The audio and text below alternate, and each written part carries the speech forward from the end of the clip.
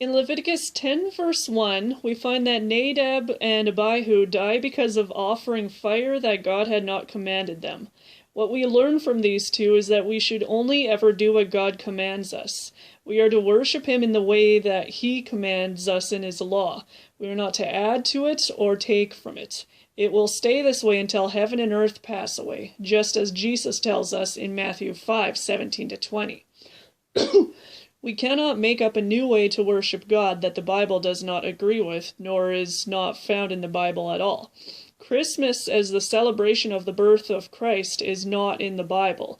Jesus being resurrected on Easter is not in the Bible.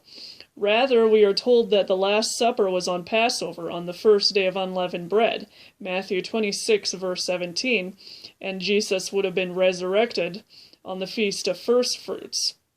Promoting Christmas and Easter over the feasts of the Lord is like offering unauthorized fire that God has not commanded us. It's choosing our own holidays over God's appointed feast days.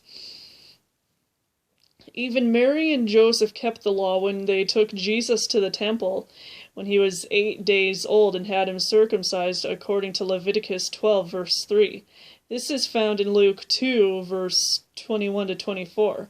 We also find that Zechariah and Elizabeth, John the Baptist's parents, walked blamelessly in all the commandments and statutes of the Lord in Luke 1, verse 6. This disproves modern Christianity's claim that the law is impossible to keep. It is not impossible at all. We have just been so far removed from it that we need to be retaught it.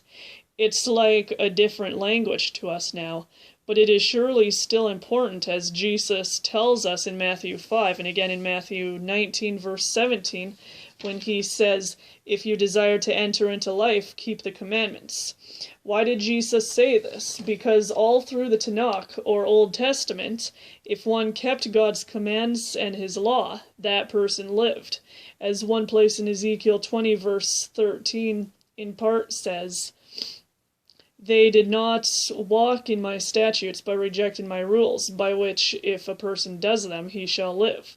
Jesus kept God's law, and He tells us in Matthew 5, verse 17-20, to keep it.